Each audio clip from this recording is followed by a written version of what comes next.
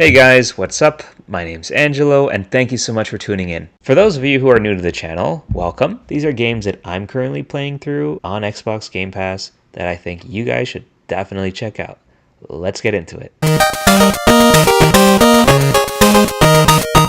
Road 96 just dropped, and it's pretty solid recommendation if you're into those story-based games. It says you play as an unknown character, unnamed character.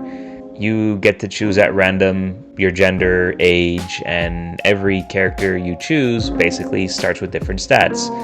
Sometimes you have advantages, sometimes you have disadvantages, but needless to say, the story generally carries out more or less the same.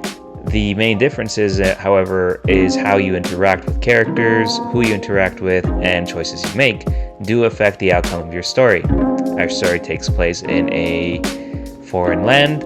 Your character is essentially trying to flee the country to Canada. The game is solid from a storytelling perspective. Some of the weaker elements, I think, are the side mini-games that they put in and some of the things you get to do just walk outside of walking around. I think the game works best when it's focusing solely on story, and that's pretty much what I love the most from it. I think if you're into those sort of point-and-click adventure games, but maybe if you're not so much into political commentary, but if you're just kind of willing to take yourself out for a ride and just have an open mindset with this game, I think you'll find it quite enjoyable. I do recommend it and would give it a solid recommendation. Kid, keep an eye on her for me.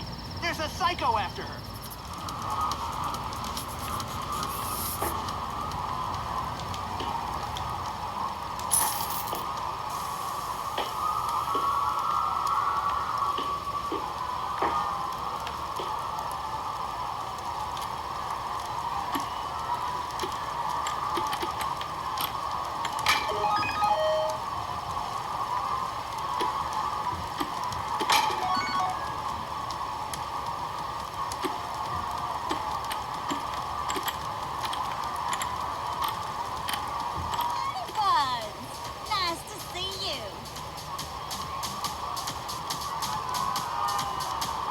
This round is free, young man.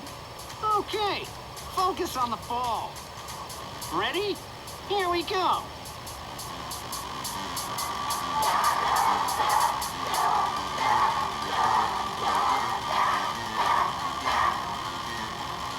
And you win. See? It's simple. I'm not a bad person. That's enough.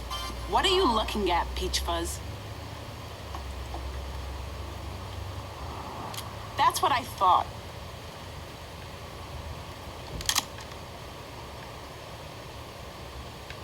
Number 2 on the list is Carrion. Now, this game really caught me off guard. I knew it was made by Devolver Digital, and I'm still playing it to this date as I'm recording this, to be honest. But I think I've played enough of it to sort of talk about what the game is. And really what this game is about is you play as a monster kind of experimentation without any spoilers. You break out of the laboratory, and your entire objective is to basically break out of this facility.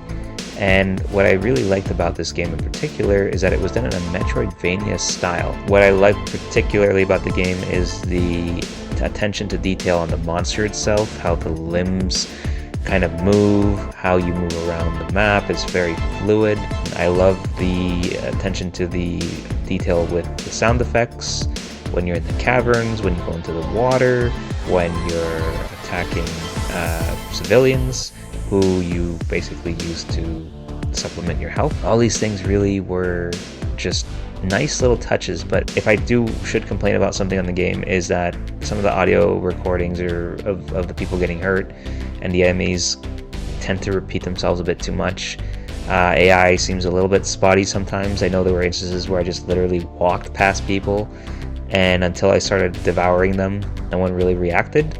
But again, I do recommend this one at the very least. If you have Game Pass, I think it's worth checking out.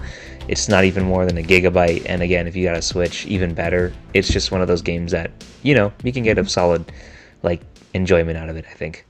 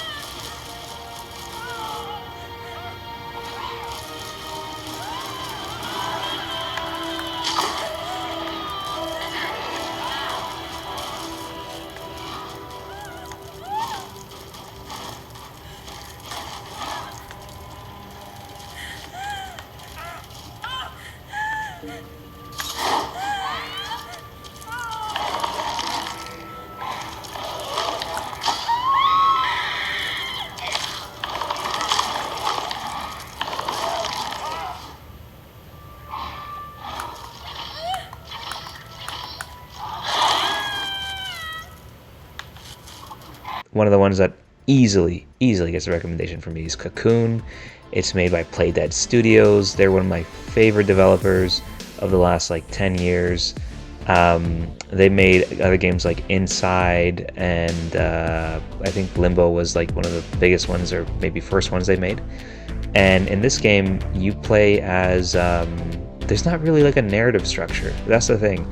It's all visual storytelling, and you play as like what I can only describe as a bug whose objective is to like get these crystals, these balls, and you're basically solving puzzles. It's like you're traveling within the world. I mean, if anything in this footage interests you, the boss fights really utilize like all the tricks you learn, because as you progress through the game and as you solve more puzzles, you sort of unlock new abilities with these orbs, and the way that they incorporate these into the puzzles are just really well done. So again, top-notch game design, top-notch sound design, top-notch just visual design. This is just a striking world to look at.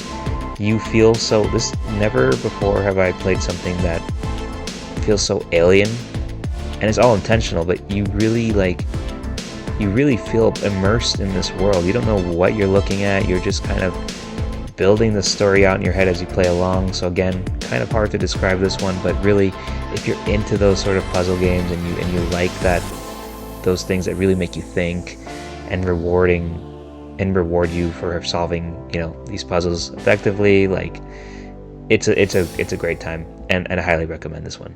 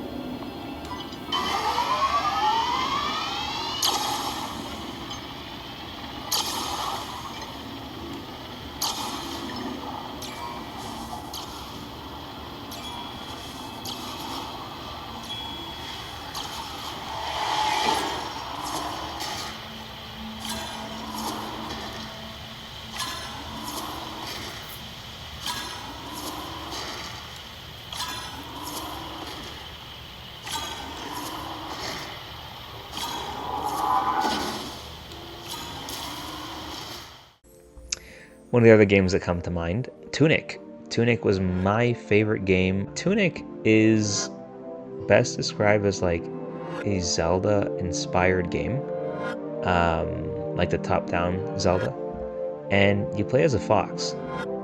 But what I really like about this game is its striking visual design. It plays like an isometric game. I don't know if that's the right term, but the style of this game is very like cutesy, and you don't think anything is harmful until you die for the first time in the game and you realize just how brutal the world is. There's so much lore in this game. All the text between characters is in a made-up language that actually can be deciphered. So if you really wanted to take the extra time to like learn the language of this game with the clues that it gives you, explore maybe some of the larger themes in the game, find out some of the history of the world, it's all so immersive.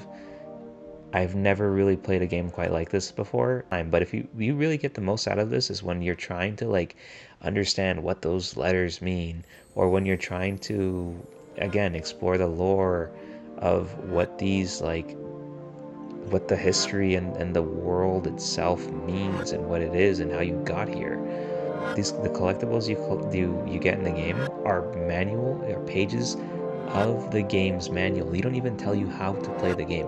You have to figure out these controls yourself. I didn't even know you can parry until I accidentally tapped the A button twice, I think, or was it the B button? And then it was just like, this game is something else.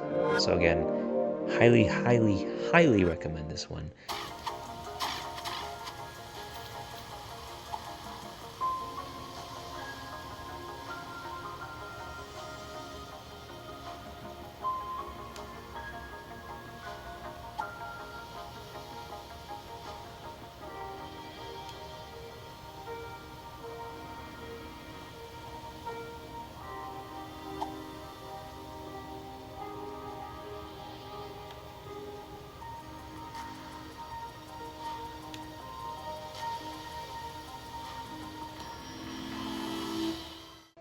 So with that, guys, I just want to leave it at that, and hope you guys take care. See you in the next one, and maybe let me know what games you're playing through.